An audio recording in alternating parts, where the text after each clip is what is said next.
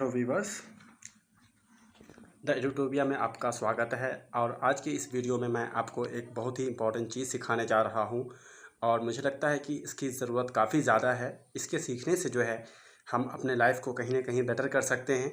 हमें लगता है कि हम करियर अच्छा करके कमा के और इस तरह से छोटी छोटी चीज़ें करके जो है लंबे टाइम देकर जो है हम खुश रह पाएंगे, लेकिन फिर हमें दिखता है फाइनली कि हम ये सारी चीज़ें अचीव करके भी बहुत टाइम खुश नहीं रह पाते हैं। और यही वजह है कि आजकल डिप्रेशन, परेशान होना, बोर्ड फील करना हमेशा ये बहुत ज़्यादा नॉर्मल हो गया है, जो कि इंसानी लाइफ में मेरे हिसाब से इतना ज़्यादा नहीं होना चाहिए। आप अगर देखेंगे तो पहले के लोग हमसे बहुत कम पाके भी बहुत ज़्यादा खुश रहा करते थे। आजकल इंसान के पास बहुत होने के बावजूद भी खुश नहीं रह पाता है। सो ऐसी ही चीज़ों के लिए हमें एक चीज़ सीखने की ज़रूरत पड़ती है ऐसी सिचुएशन में, जिसे हम कहते हैं इमोशनल इंटेलिजेंस। इमोशनल इंटेलिजेंस को सीखने से जो है हम सीख पाएंगे, यहाँ पर हम जान पाएंगे कि हम खुश कैसे रह सकते हैं।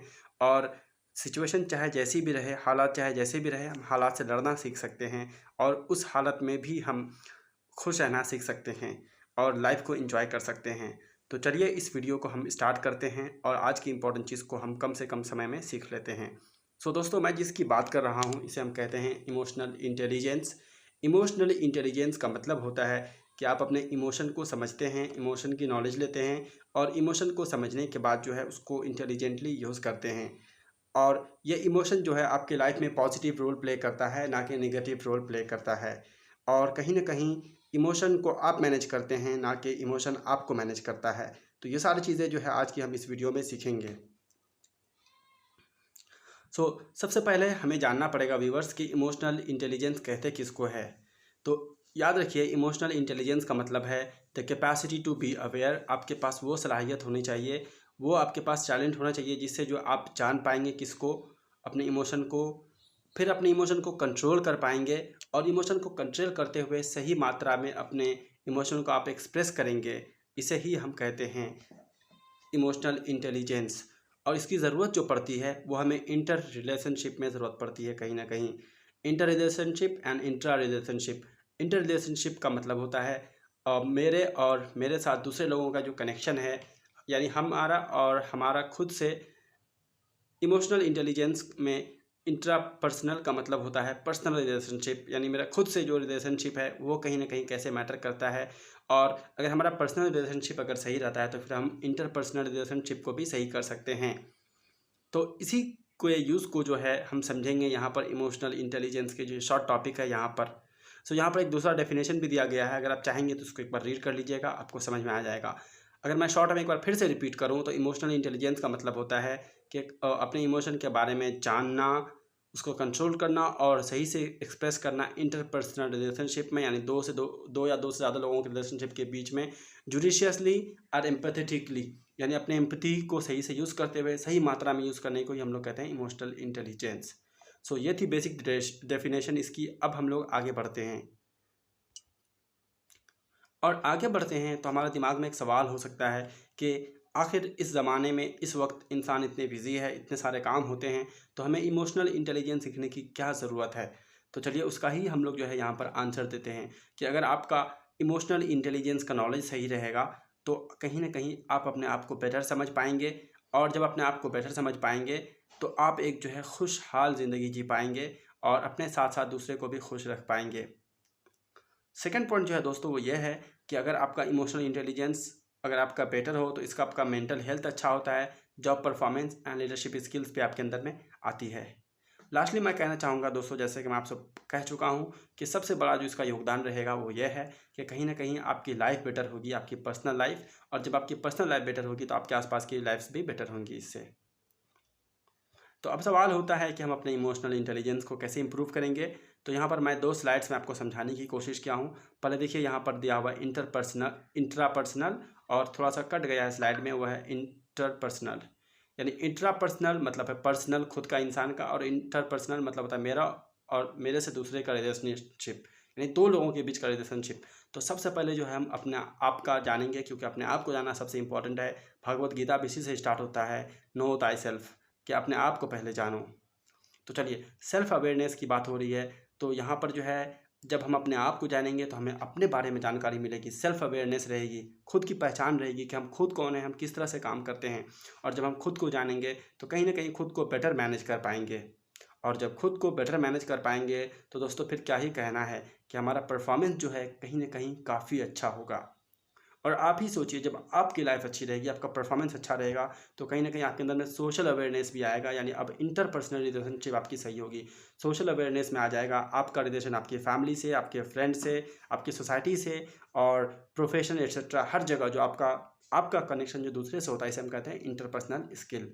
सो दोस्तों कहीं ना कहीं आपका सोशल अवेयरनेस भी, जानकारी आपकी बढ़ेगी, सोसाइटी में कैसे बात की जाती है, लोगों से कैसे बात की जाती है, कहाँ पर कैसे इमोशन शो कर सकते हैं और कितना शो कर सकते हैं। सो सपोज़ करिए अगर आप एक जॉब करने वाले इंसान हैं तो कभी कभी आपको कुछ कस्टमर्स मिल जाएंगे जो कि आपके एक्सपेक्टेशन के हिसाब से नहीं होंगे, उनका बात करने का तरीका आपको पसंद नहीं आएगा, आप हर्ट हो जाएंगे।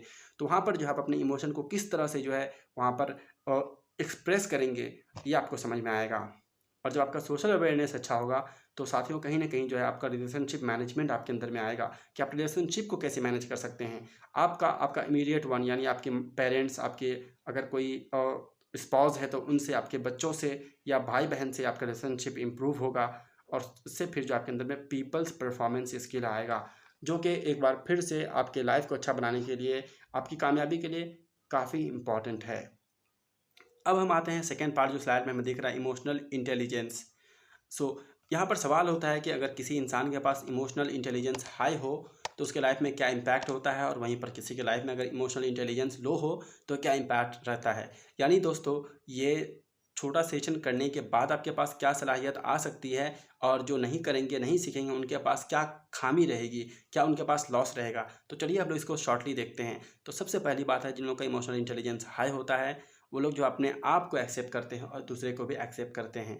सो मेरे हिसाब से आजकल के ज़माने में ये चीज़ काफ़ी इंपॉर्टेंट है कि हम जैसे भी हैं, जैसे दिखते हैं, जैसी हमारी रंगत है, जो हमारे पास सलाहियत है, हम पहले अपने आप को रिकॉग्नाइज़ करें, अपने आप को पहचानें और उसको एक्सेप्ट करें। और एक्सेप्ट करने के बाद अपने आप को इम्प्रूव करने के लिए आगे बढ़ें। सो यहाँ पर दिक्कत होती है कि बहुत सारे लोग अपने आप को अप्रिसिएट नहीं करते, अपने आप को रिकॉग्नाइज़ नहीं करते हैं। सोचते हैं काश मैं थोड़ा अच्छा होता, मैं थोड़ी खूबसूरत होती, मेरा बाल ऐसा होता, मेरा हाथ ऐसा होता, एट्सेट्रा, मैं थोड़े अमीर घर में पैदा हुआ होता। दोस्तों ये जवाब नहीं होता है। अगर आप एक सक्सेसफुल इंसान को देखेंगे तो आपको समझ में आएगा कि वो लोग सिचुएशन जैसी भी रही हो वो कामयाबी पाए हैं, क्योंकि उनका एटीट्यूड वैसा रहा था। और सही एटीट्यूड के लिए इमोशनल इंटेलिजेंस का जानना बहुत ज़रूरी है। वहीं पर जिनके पास लो इमोशनल इंटेलिजेंस होते हैं वो ना ही खुद को एक्सेप्ट करते हैं और ना ही अदर्स को एक्सेप्ट करते हैं।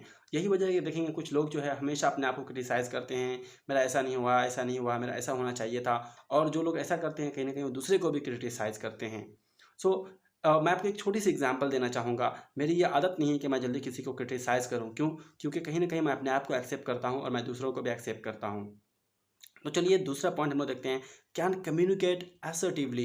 जिनके पास हाई इमोशनल इंटेलिजेंस होते हैं ना, वो लोग बहुत कॉन्फिडेंस से बात करते हैं।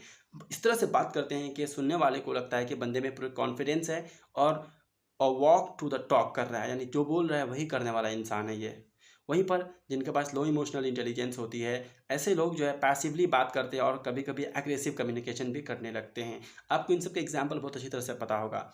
उसके बाद जिनके पास इमोशनल इंटेलिजेंस हाई होता है वो लोग हमेशा एम्पैथी दिखाते हैं, दूसरे की सिचुएशन को समझते हैं, उसके हिसाब से बात करते हैं। वहीं पर जिनका इमोशनल इंटेलिजेंस लो होता है, ये लोग जो है एम्पैथी की इनके पास कमी होती है, किसी को भी कुछ कह देते हैं, सोचते नहीं कि वो बात इंसान को कितना हर्ट करेगा।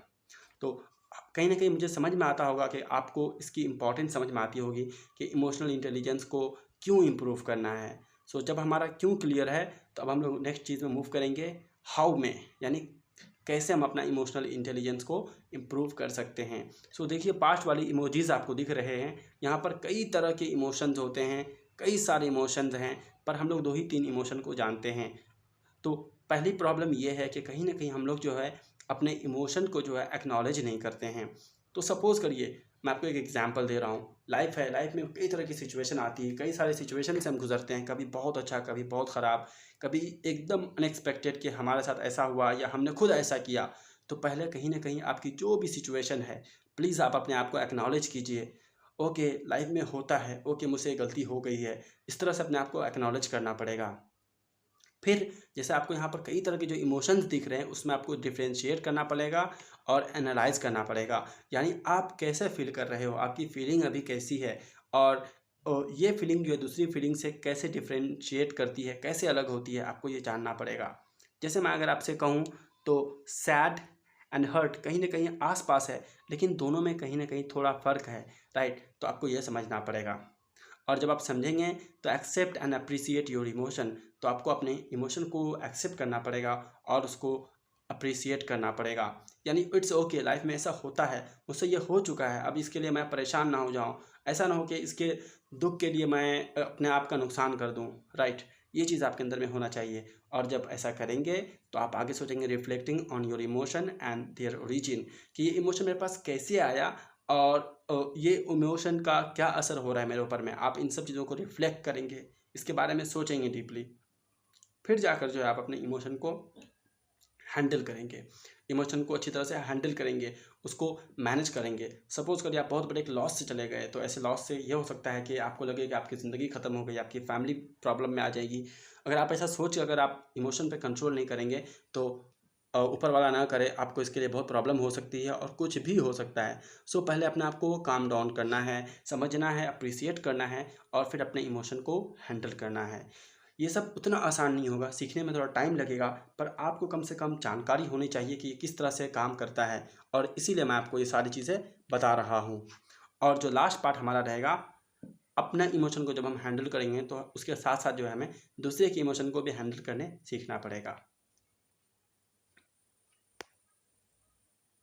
सो दोस्तों, यहीं पर मेरा ये टॉपिक ख़त्म होता है। आशा करूँगा आपको ये अच्छा लगा होगा। अगर अच्छा लगा है तो आप कमेंट करके बताइए आपको क्या चीज़ अच्छी लगी है। अगर कुछ आपको लगे कि मुझे इम्प्रूवमेंट करना चाहिए अपने टॉपिक्स में, तो प्लीज़ उसको भी आप मेंशन कीजिए। इसके अलावा आप हमें लाइक सब्सक्राइब कर सकते हैं ताकि आगे मैं इस तरह के और भी वीडियोज़ आपके पास लेके आऊँ।